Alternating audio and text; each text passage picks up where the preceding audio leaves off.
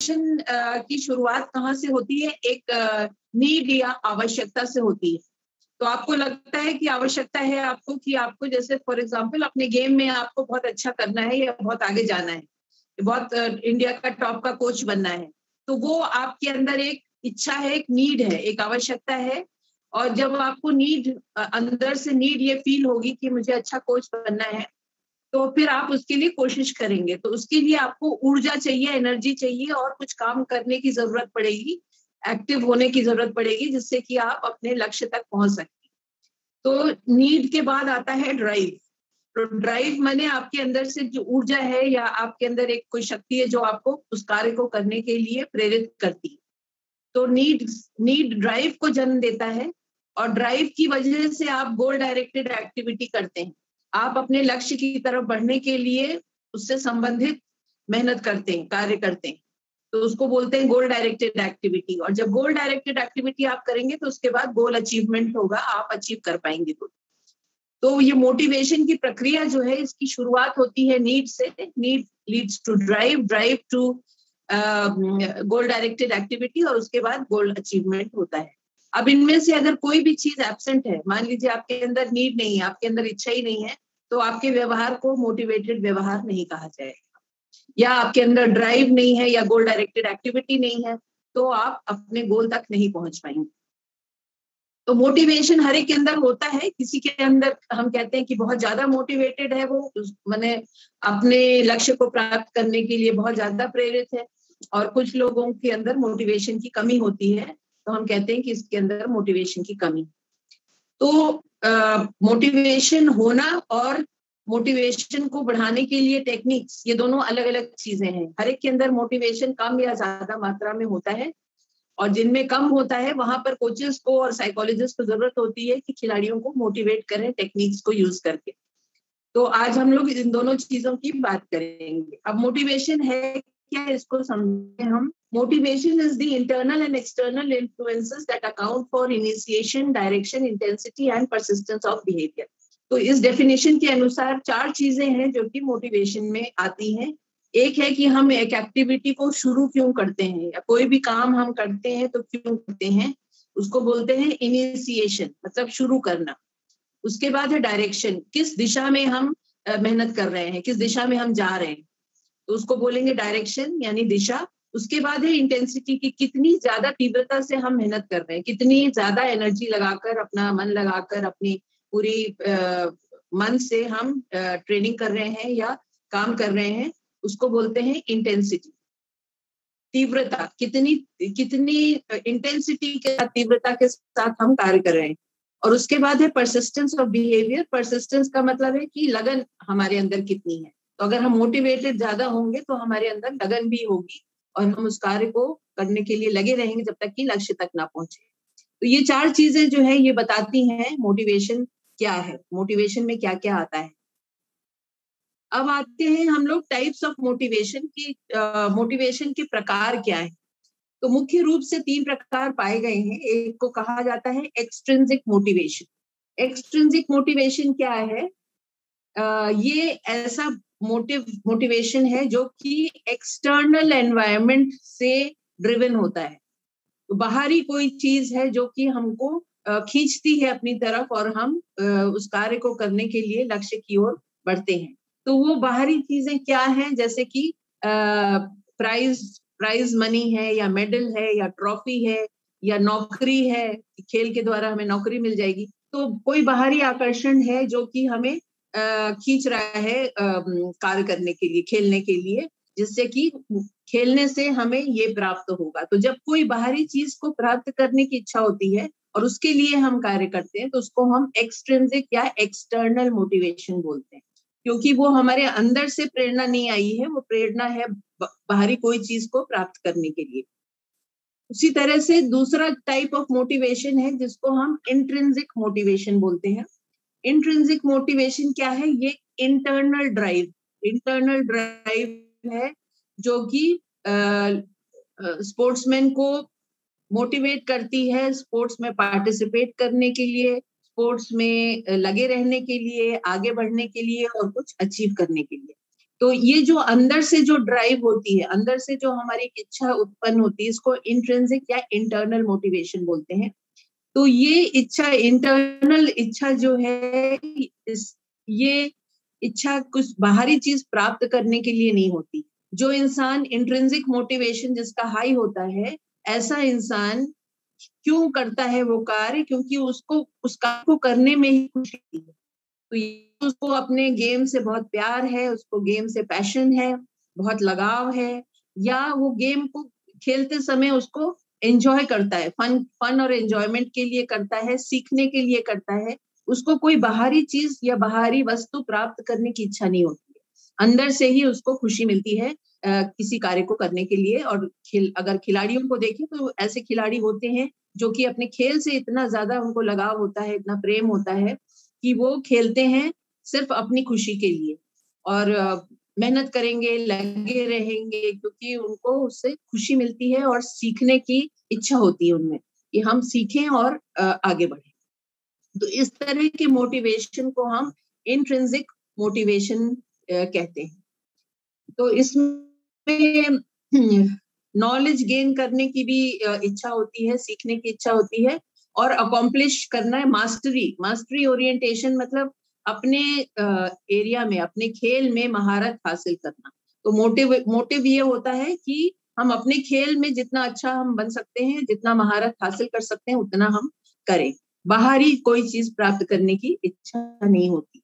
अब मनोवैज्ञानिकों ने ये देखा है कि दोनों तरह के मोटिवेशन लोगों में पाए जाते हैं। ऐसा नहीं है कि एक में इंट्रिंसिक है तो एक्सट्रिंसिक नहीं होगा। तो जनरली ह्यूमन बींग्स में देखा गया है कि दोनों तरह के मोटिवेशन होते हैं, लेकिन कुछ लोगों में इंट्रिंसिक ज्यादा होता है और कुछ में एक्सट्रिंसिक मोटिवेशन ज्यादा होता है। अब एक्सट्रिंसिक मोटिवेशन की कुछ उसकी लिमिटेशंस हैं एक्सट्रिंसिक मोटिवेशन की।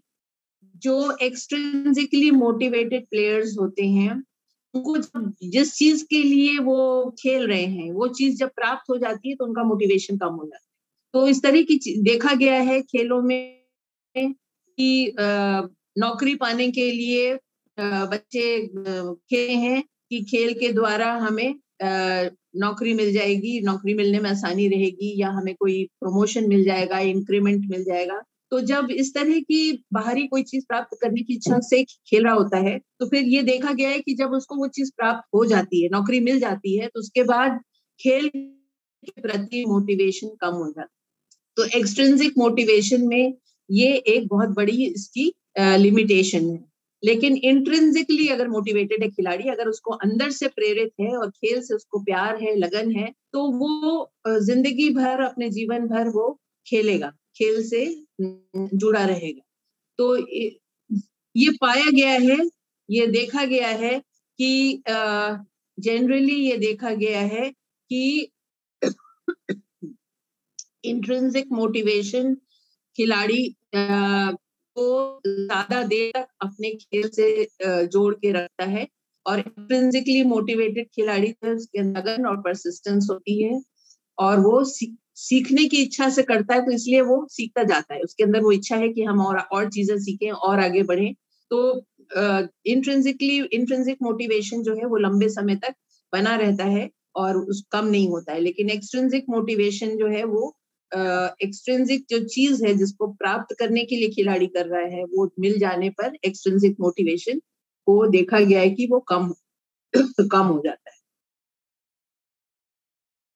तीसरा टाइप का मोटिवेशन जो है उसको बोलते हैं ए मोटिवेशन। ए मोटिवेशन का मतलब है कि मोटिवेशन की कमी होना या मोटिवेशन नहीं होना। तो अगर किसी को कोई चीज अच्छी नहीं लगती है, इच्छा नहीं है, तो वो उस काम को नहीं करता है। तो ए मोटिवेशन जो है, it occurs when an individual has very low level of motivation towards any given task। तो जब खिलाड़ी का बहुत कम मोटिवेशन होता है किसी भी इंसान का, या नहीं होता है मोटिवेशन किसी कार्य को करने के लिए, तो उसको हम ए मोटिवेशन बोलते हैं। अब ए मोटिवेटेड एथलीट की क्या विशेषता है? ए मोटिवेटेड एथलीट जो होता है, उससे अगर पूछा जाए कि आप खेल में क्यों आए हैं, तो वो कोई एक निश्चित जवाब नहीं दे पाता है। उसको निश्चित उत्तर उसके पास नहीं होता है कि क्यों वो खेल में आया है और क्यों खेलना शुरू किया है। उसके बाद उनका कोई लक्ष्य नहीं होता है, क्योंकि उनको मोटिवेशन ही नहीं है, तो कोई लक्ष्य नहीं है और कोई उनके अंदर इच्छा नहीं है कि वो पार्टिसिपेट करें या खेल से जुड़े रहें। तो इस तरह के एथलीट्स को उनमें कमिटमेंट कम होता है और उनमें कॉम्पिटेंस भी कम होती है। देखा गया है कि ऐसे एथलीट्स वो ना तो सक्षम होते हैं अपने गेम में और ना ही उनके अंदर किसी प्रकार की कोई कमिटमेंट होती है खेल के प्रति। तो इस तरह के एथलीट्स को हम कहेंगे ये मोटिवेटेड एथलीट्स हैं, में मोटिवेशन ना के बराबर। तो ये 3 प्रकार के मोटिवेशन पाए गए हैं जिन पर कि खेल मनोवैज्ञानिकों ने अध्ययन किया है। अब हम आते हैं दूसरे पार्ट पे। अभी तक जितना बताया इंट्रिंसिक मोटिवेशन, एक्सट्रिंसिक मोटिवेशन और ए मोटिवेशन, ये आप लोगों को समझ में आया है? अगर किसी को नहीं समझ में आया है प्लीज अभी पूछ लीजिए before we go to the next topic. अगर कोई दिक्कत है समझने में प्लीज पूछिए। और इंग्लिश मीडियम स्टूडेंट्स जो हैं उनको, अगर English medium students if you are having problem with my speaking too much in English in Hindi, yes Rahul बोलिए। Rahul please unmute yourself.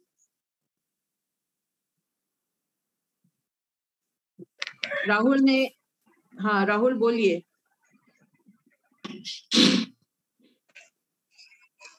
Ma'am second ये बताया ना आपने इंस्टेंट ये मोटिवेशन मैम, इंसेंट्रिक मैम। कौन सा, इंट्रिंसिक या extrinsic? Yes ma'am, yes ma'am. कौन सा? आवाज नहीं आ रही मैम आपकी। कौन सा वाला? सेकंड वाला कह रहा मैम। कौन सा वाला मोटिवेशन? कौन सा? सेकंड वाला मोटिवेशन। इंट्रिंसिक मोटिवेशन होता है जब आपको अंदर से इच्छा होती है किसी कार्य को करने के लिए, आपको किसी कार्य को करने में खुशी मिलती है। आपको अगर कोई आपको एक्सटर्नल कोई वस्तु ना भी दी जाए, कोई प्राइज ना भी दी जाए, नौकरी ना भी दी जाए, लेकिन आपको खेल से इतना ज्यादा प्यार है, इतना लगाव है खेल से कि आप खेलते हैं, तो आपके अंदर से इच्छा होती है कि हम खेलें और आपको खेलने से आपको यू एंजॉय, आप उसको बहुत खुशी खुशी खेलते हैं, एंजॉय करते हैं और सीखने की इच्छा होती है, अपनी नॉलेज को बढ़ाने की, अपने गेम के बारे में और जानने की, सीखने की इच्छा होती है, ना कि किसी चीज को प्राप्त करने की। तो इंट्रिंसिक मतलब अंदर से आंतरिक अभिप्रेरणा, यानी अंदर से आपको इच्छा होती है कि हम खेलें, क्योंकि आपको खेल से प्रेम है, खेल से लगाव है, खेल के लिए पैशन है और आप सीखने के लिए और एंजॉय करने के लिए, अपनी खुशी के लिए खेलते हैं। तो बहुत से ऐसे खिलाड़ी देखे गए हैं जो कि गरीब घर से हैं, उनके पास फैसिलिटीज भी नहीं है और लेकिन वो खेल से उनको इतना लगाव है कि वो खेलते हैं, एंजॉय करते हैं खेलना। तो ये अंदर से जो इच्छा एक होती है, तीव्र इच्छा कि हम कोई भी कार्य को करें और उस कार्य को करने में हमको खुशी मिलती है, उसको हम इंटरनल या इंट्रिंसिक मोटिवेशन बोलते हैं।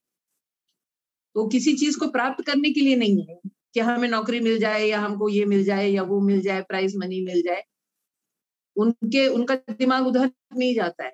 हाँ, अच्छा करेंगे तो सब चीज मिलेगी, वो अलग बात है, लेकिन इच्छा जो है वो अंदर से है कि हम खेलें क्योंकि हमें इसमें खुशी मिलती है। समझ में आया? Is it clear? किसने प्रश्न पूछा था? समझ में आ Yes, गया? ma'am. Okay, so now we go on.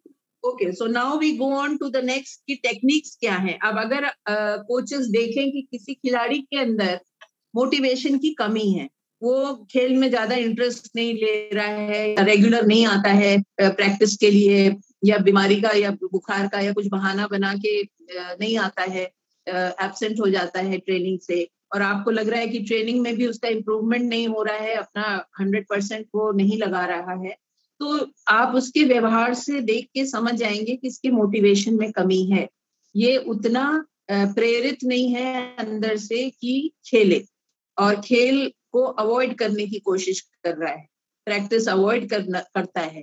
तो इस तरह के खिलाड़ी को आप आप देख के उसके व्यवहार को आपको समझ में आएगा कि इसमें मोटिवेशन की कमी है। जिस खिलाड़ी में मोटिवेशन ज्यादा होगा वो रेगुलर प्रैक्टिस में आएगा, आपकी बात सुनेगा, जल्दी इंप्रूव करेगा, टेक्निक्स जल्दी सीखेगा। कभी कभी बहुत ज्यादा मोटिवेटेड खिलाड़ी होते हैं, वो अलग से अपना खुद भी प्रैक्टिस करते रहते हैं प्रैक्टिस टाइम के बाद भी। तो ऐसे खिलाड़ियों को देख के आपको समझ में आएगा कि ये बहुत ज्यादा अभिप्रेरित हैं, इनके अंदर प्रेरणा ज्यादा है, मोटिवेशन हाई है। लेकिन जो जिनका मोटिवेशन कम है, ऐसे खिलाड़ियों को मोटिवेट करने की जरूरत होती है। तो कोचेस क्या क्या कर सकते हैं और क्या क्या टेक्निक्स हैं, साइकोलॉजिकल टेक्निक्स, जिनके द्वारा हम खिलाड़ियों को मोटिवेट कर सकते हैं कि वो अच्छा परफॉर्म करें और अपने खेल में आगे। सबसे जो इम्पोर्टेंट टेक्निक है वो है गोल सेटिंग। गोल सेटिंग माने लक्ष्य निर्धारण करने की प्रक्रिया। Goal setting means setting goals for the players. Now if you don't have a goal, अगर आपके लक्ष्य नहीं है जीवन में तो आप आगे नहीं बढ़ेंगे, क्योंकि लक्ष्य जो है, गोल्स जो है आपको डायरेक्शन देते हैं और आपके व्यवहार को केंद्रित करते हैं एक पर्टिकुलर दिशा में, और परसिस्टेंस जनरेट करते हैं। आपके अंदर लगन होती है कि जब तक आप लक्ष्य को ना प्राप्त कर लें आप उसके लिए मेहनत करते हैं। तो गोल्स जो है वो बहुत जरूरी है, लक्ष्य होना बहुत जरूरी है किसी भी क्षेत्र में आगे बढ़ने के लिए। तो गोल्स क्या करते हैं, इससे गोल्स से खिलाड़ियों का अटेंशन जो है अपने खेल पे ज्यादा फोकस होता है। उनका एफर्ट जो है, वो जो मेहनत करते हैं उस मेहनत को एक दिशा मिलती है और उससे परसिस्टेंस और स्ट्रैटेजी डेवलपमेंट में हेल्प मिलती है। तो गोल्स बहुत इंपॉर्टेंट चीज है। बिना गोल के, बिना लक्ष्य के अगर आप प्लानिंग करेंगे तो खिलाड़ी का इम्प्रूवमेंट जो है वो बहुत स्लो होगा और खिलाड़ी को दिशा और परसिस्टेंस उसके व्यवहार में आपको नहीं दिखेगा। तो गोल सेटिंग एक ऐसा प्रोसेस है जिसमें कोच और एथलीट दोनों मिल के गोल सेट करते हैं। और किस लिए गोल सेट करते हैं कि जो लक्ष्य सेट किए हैं उस लक्ष्य की तरफ खिलाड़ी को के परफॉर्मेंस को कैसे ले जाया जाए, उसके लिए स्ट्रेटेजी प्लानिंग होती है। तो जो भी प्लान बनाते हैं आप खिलाड़ी के लिए, वो उसमें लक्ष्य को डालना बहुत जरूरी है और समयबद्ध होने चाहिए कि कितने समय बढ़ जाएगा। तो जो याद रखने की चीज है कि स्मार्ट गोल्स सेट करिए। स्मार्ट गोल्स एक ऐसा शब्द है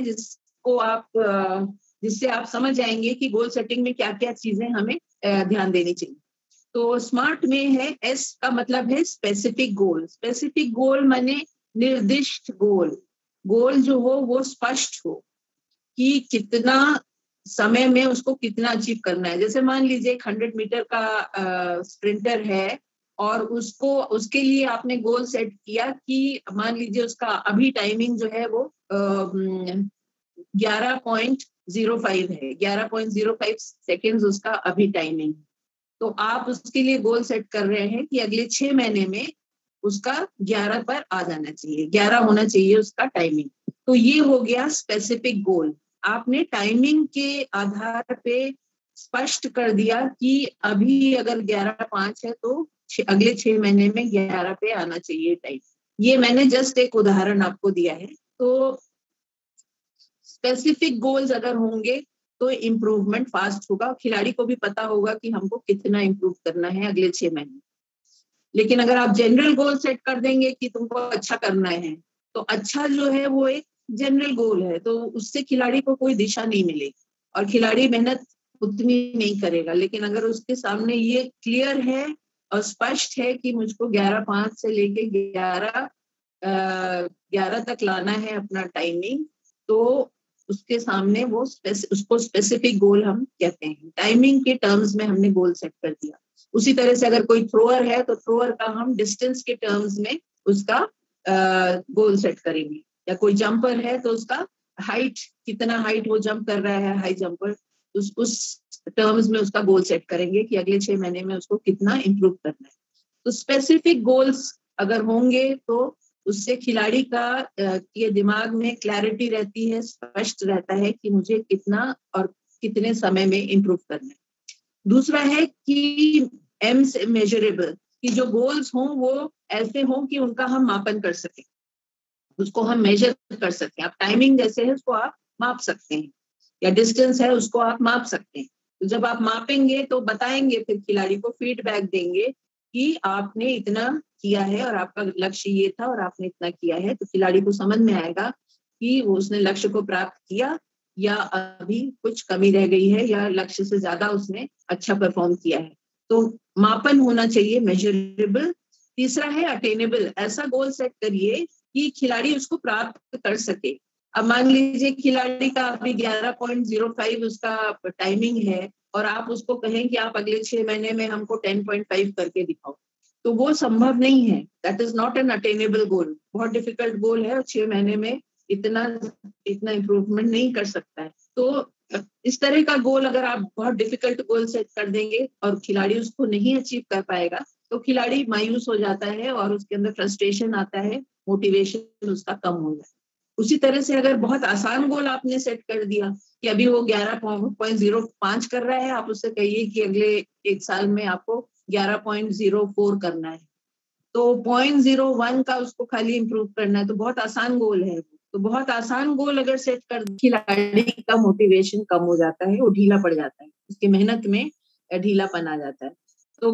तो ऐसे हों गोल्स जो कि खिलाड़ी प्राप्त कर सके, लेकिन उसमें थोड़ी चुनौती भी हो। चुनौती होना बहुत जरूरी है, क्योंकि चुनौती से ही इम्प्रूवमेंट होता है।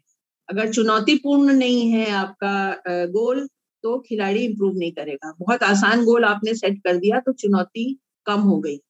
तो थोड़ा सा ऐसा गोल हो कि खिलाड़ी उसको प्राप्त भी करे, लेकिन उसमें चुनौती भी हो।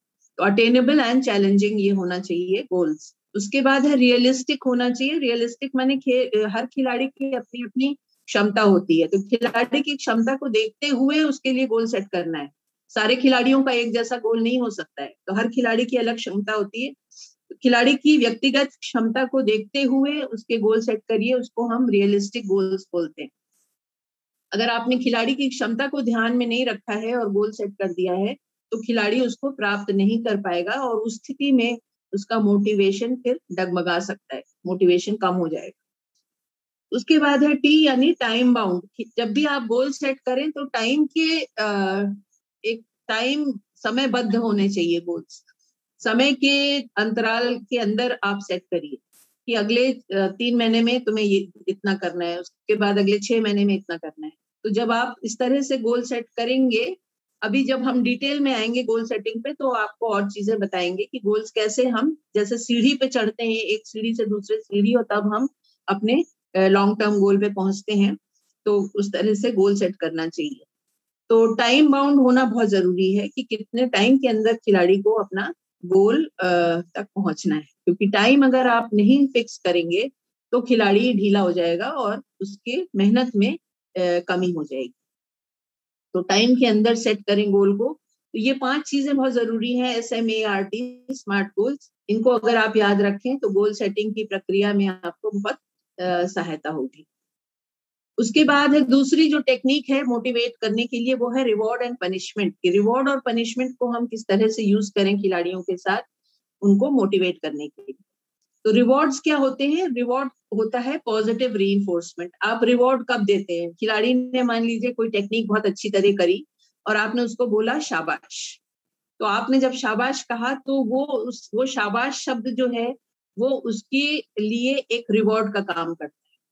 वो उसको खुशी मिलती है कि कोच ने मुझको शाबाश बोला और इसके माने मैंने ये टेक्निक सही तरीके से की है। तो जब उसको ये मैसेज मिलता है कि मैंने सही करी है, उससे कोच खुश हुआ है और उसने शाबाश बोला है, तो वो उसको फिर दोहराएगा, उस टेक्निक को उसी तरह से करने की फिर दोबारा कोशिश करे। तो रिवॉर्ड्स का इस्तेमाल करना चाहिए कोचेस को। बहुत से कोचेस होते हैं कोचिंग में, वो बोलते नहीं है, देखते रहेंगे खिलाड़ी अच्छा कर रहा है या बुरा कर रहा है, लेकिन शाबाशी नहीं देंगे। लेकिन साइकोलॉजिस्ट का ये कहना है, मनोवैज्ञानिकों का, कि जितना आप रिवॉर्ड्स दें, वर्बल रिवॉर्ड, इसको वर्बल रिवॉर्ड बोलते हैं, मौखिक मौखिक आपने शाबाश बोल दिया उसको या उसकी पीठ थपथपा दी, ये नॉन वर्बल रिवॉर्ड है। आपने उसकी पीठ थपथपा दी या उसका हैंडशेक कर लिया या उसको हग कर लिया, तो ये चीजें जो हैं करते रहना चाहिए कोचेस को, जिससे बच्चों को प्रोत्साहन मिलता है इससे बच्चे इनकरेज होते हैं और अच्छा परफॉर्म करने के लिए। तो रिवॉर्ड का कोई जरूरी नहीं, रिवॉर्ड का मतलब कि आप कोई भौतिक चीज उसको दें, कोई वस्तु उसको दें प्राइज के तौर पे, वो कोच नहीं कर सकते ट्रेनिंग में। वो तो कंपटीशन में अगर बच्चा अच्छा करेगा तो उसको रिवॉर्ड मिलेगा, भौतिक रिवॉर्ड मिलेगा। लेकिन ट्रेनिंग में आप जिस चीज का इस्तेमाल कर सकते हैं वो है नॉन वर्बल रिवॉर्ड और वर्बल रिवॉर्ड। तो वर्बली आप उसको शाबाश बोलिए, खुश होइए उसके परफॉर्मेंस पे, या उसको बोलिए कीप इट अप, बहुत अच्छा, आगे भी इससे और अच्छा करने की कोशिश करो। इस तरह से उसको प्रेरित करना, मोटिवेट करना बहुत जरूरी है। तो बच्चों से बात करते रहना और कोचेस को रिवॉर्ड देते रहना बहुत जरूरी है बच्चों को। तो अब रिवॉर्ड्स जो है वो मटेरियल रिवॉर्ड्स हो सकते हैं, जैसे कि medal, trophy, prize money, sports kit, job promotion etcetera. इनको हम भौतिक रिवॉर्ड बोलते हैं, जो कि मटेरियल रिवॉर्ड्स होते हैं। और दूसरे होते हैं नॉन मटेरियल रिवॉर्ड्स, जैसे कि वर्बल रिवॉर्ड्स, जैसा मैंने कहा कि well done, good, keep it up, proud of you, इस तरह के शब्द कि मुझे तुम पर गर्व है, बहुत अच्छा, शाबाश, इस तरह के जो वर्ड्स हैं इनको वर्बल रिवॉर्ड बोलते हैं। तो ये भी बहुत रिवॉर्ड का काम करते हैं और बच्चे को प्रेरित करते हैं। और नॉन वर्बल रिवॉर्ड्स होते हैं, जैसे कि आपने पीठ थपथपा दी या स्माइल कर दिया, हक कर लिया या हैंडशेक कर लिया, उससे भी बच्चा जो है खुश होता है कि कोच मेरे परफॉर्मेंस से खुश है।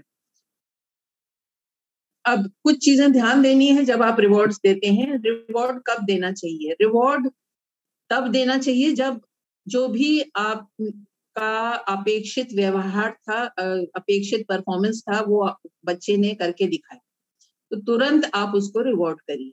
तो अगर बच्चे ने अच्छा परफॉर्म किया है, कोई जरूरी नहीं है कि वो जीता हो।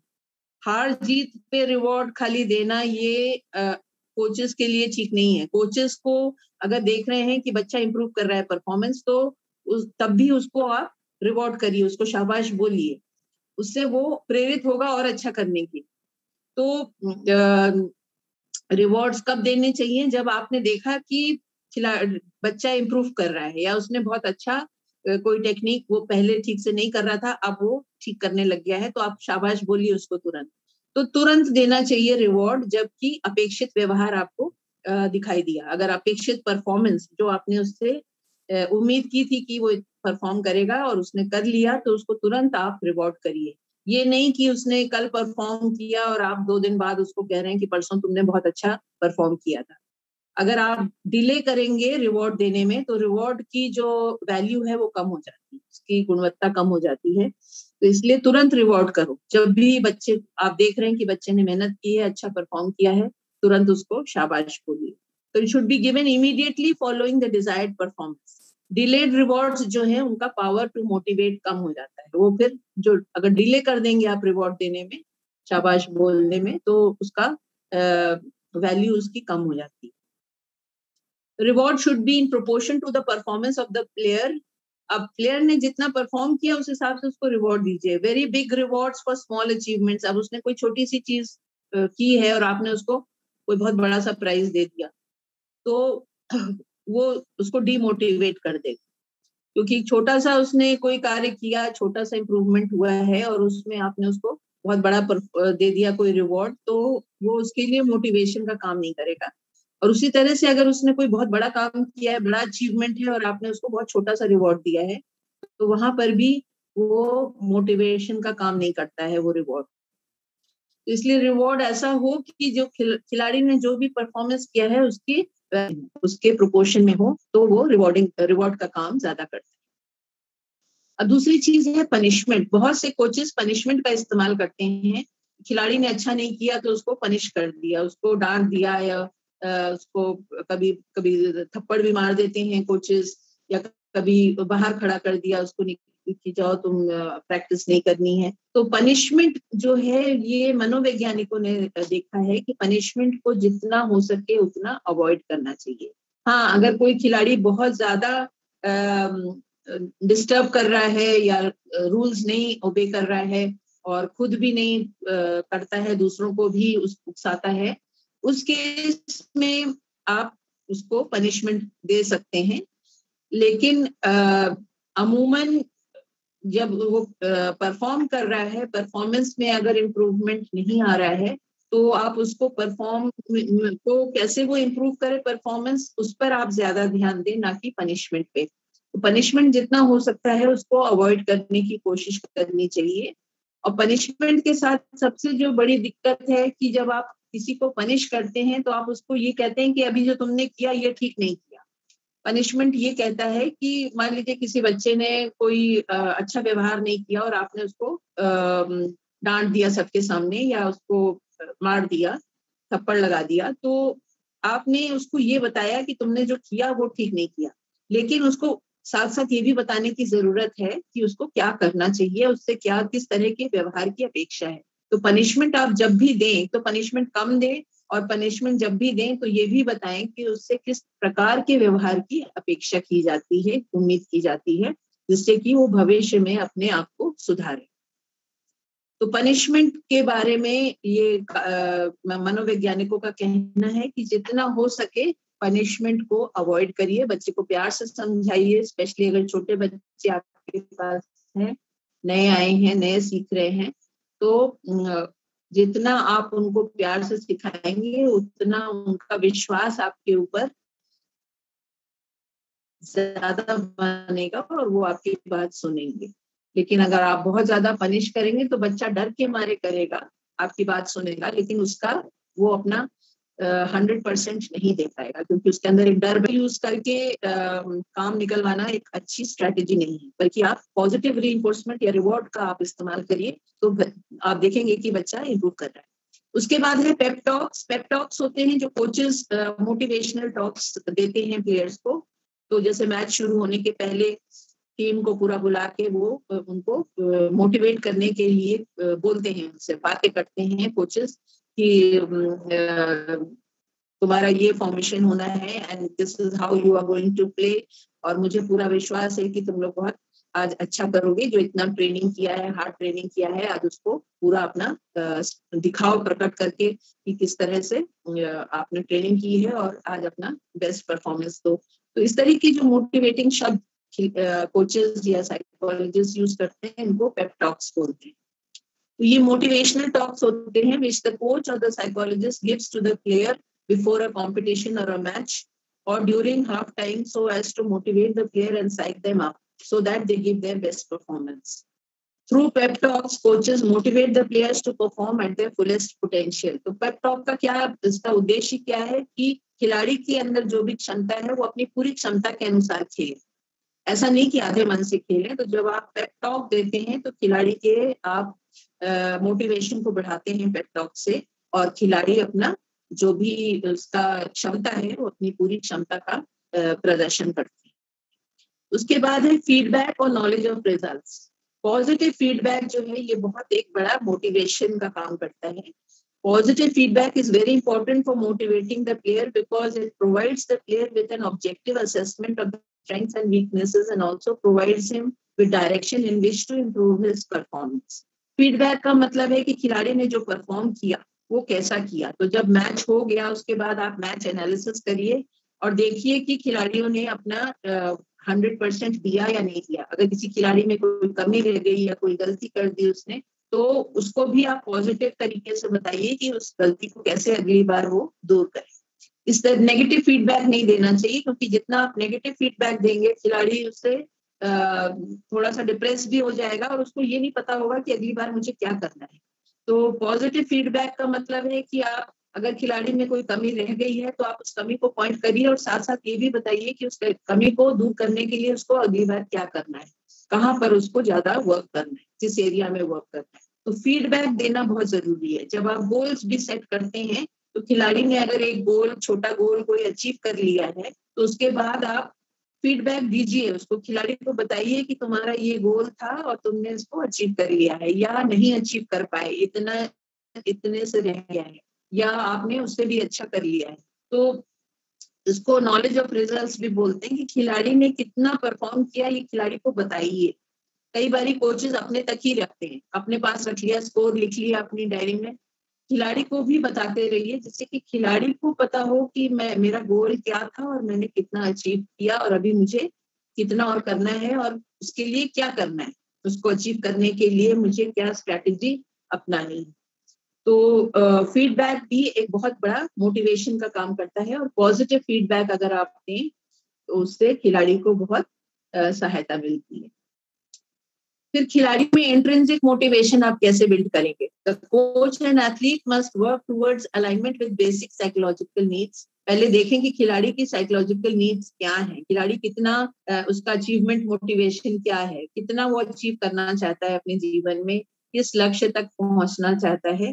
तो पहले उसका नीड असेसमेंट करिए, उससे बातें करिए और बात करके पता लगाइए कि उसके जीवन का लक्ष्य क्या है और उसकी बेसिक साइकोलॉजिकल नीड्स क्या हैं, क्यों वो खेल में आया है। तो जब आपको ये पता होगा तो अब आपको पता होगा कि खिलाड़ी अचीव करने के लिए प्रेरित है या किसी और कारण से उसने खेल ज्वाइन किया है। तो इंट्रिंसिक मोटिवेशन को बढ़ाने के लिए बच्चों को ऑटोनॉमी देना बहुत जरूरी। फ्रीडम का मतलब ये नहीं है कि आपने उनको खुला छोड़ दिया, जो मन आए वो करे, उसका मतलब ये नहीं है। आप उनकी ट्रेनिंग कराइए, लेकिन उनको इस बात की भी प्रैक्टिस कराइए कि वो खुद अपना असेसमेंट कर सके, खुद वो अपने आप को जज कर सकें और बता सकें कि कहाँ पर उनमें कमी रह गई। इसकी आदत उनको छुटपन से डालनी है। जहां पर वो नहीं बता पा रहे हैं वहां पर आप उनको बताइए, but give them some bit of autonomy. उनको हर चीज पका पकाया उनके मुंह में डालने से नहीं अच्छा होता है। इट्स गुड कि आप बच्चों को भी इन्वॉल्व करें कि वो अपना असेसमेंट खुद करें। तो बहुत छोटे बच्चे नहीं कर पाएंगे, पर धीरे धीरे जैसे जैसे वो उनकी ट्रेनिंग बढ़ेगी और आगे बढ़ेंगे, उनकी आदत हो जाएगी कि वो खुद अपनी एनालिसिस कर सकें और खुद अपने आगे का प्लान अपने लिए सजेस्ट कर सकें कोच के साथ मिलकर। तो ऑटोनॉमी होना जरूरी है। कॉम्पिटेंस, खिलाड़ी के अंदर कॉम्पिटेंस की फीलिंग आनी चाहिए कि मैं एक अच्छा खिलाड़ी हूँ और मेरी टेक्निक्स अच्छी हैं और मैं अच्छा कर सकता हूँ। वो ये विश्वास, अपने ऊपर ये विश्वास होना बहुत जरूरी है, और उसमें कोच का बहुत बड़ा रोल है कि कोच कैसे खिलाड़ी को विश्वास उसके अंदर पैदा करे कि वो कर सकता है। तो कोच को हमेशा उसको पॉजिटिवली मोटिवेट करते रहना है कि नहीं, तुम कर सकते हो, तुम ये चीज कर लोगे तो तुम देखना कि तुम्हारा परफॉर्मेंस कितना अच्छा बढ़ जाएगा। तो ये पॉजिटिव तरीका है बच्चे को आगे बढ़ाने के लिए। और नेगेटिव है कि आप उसको कह दो कि तुमसे ये नहीं होता है, तुमसे ये नहीं होता है, तुम कुछ नहीं कर सकोगे। इस तरह का फीडबैक, नेगेटिव फीडबैक नहीं देना चाहिए, वो खिलाड़ी के लिए बहुत ज्यादा हानिकारक हो सकता है। तो इस तरह का अगर आप उसको मोटिवेशन देंगे कि उसका सेल्फ कॉन्फिडेंस, कॉम्पिटेंस और ऑटोनॉमी उसके अंदर बढ़े, तो इंट्रिंसिक मोटिवेशन उसका ज्यादा बढ़ेगा। फिर है अगर परफॉर्मेंस में आपको इम्प्रूवमेंट दिख रहा है खिलाड़ी के, तो आप उसको शाबाशी जरूर दीजिए। वेट मत करिए कि जब वो मेडल लाएगा या पोजीशन आएगी उसकी कंपटीशन में तभी हम उसको रिवॉर्ड करेंगे। तो इम्प्रूवमेंट्स, छोटे छोटे इम्प्रूवमेंट्स जो होते हैं परफॉर्मेंस में, उसमें भी खिलाड़ी को आपको रिवॉर्ड करते रहना चाहिए, शाबाश बोलते रहना चाहिए या उसके पीठ थपथपानी चाहिए। उससे खिलाड़ी को और मोटिवेशन होगा कि वो अच्छा कर सके। उसके बाद है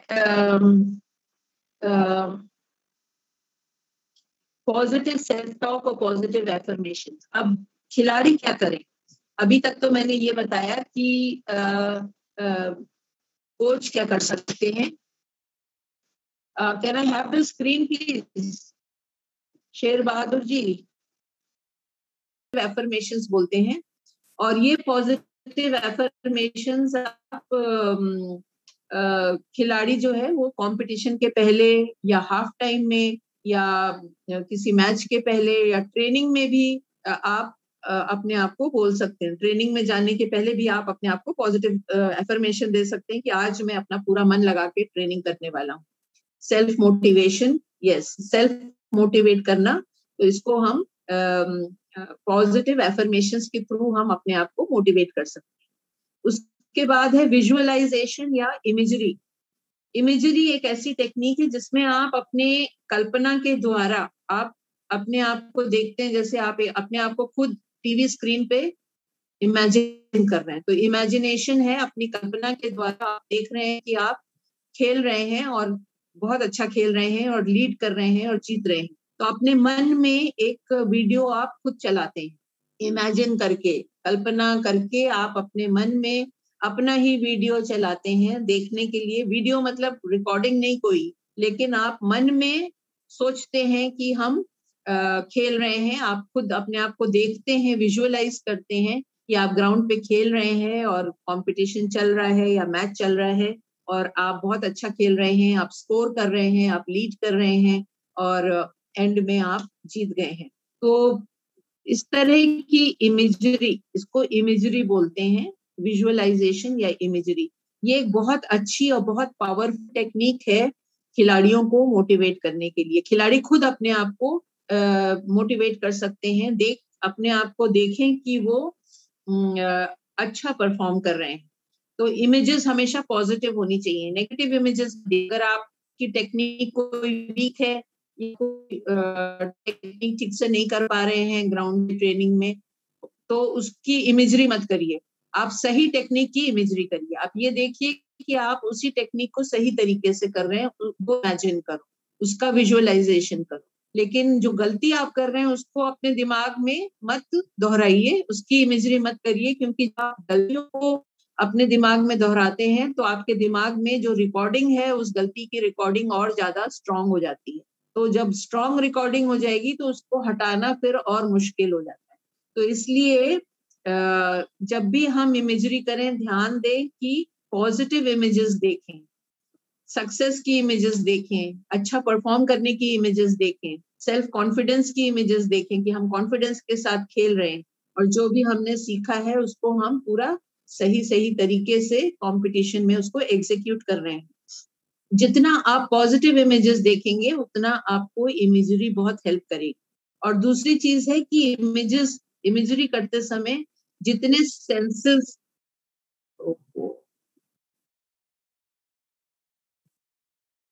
का इंटरैक्टिव सेशन शाम को होगा, आप वहां पर भी क्लैरिटी ले सकते हैं। जो मैंने अभी पढ़ाया, I just want quick feedback. एक दो लोग बताइए मुझे कि समझ में आई चीज और क्लियर है कि नहीं। कोई जल्दी से बताइए, टाइम हो रहा है।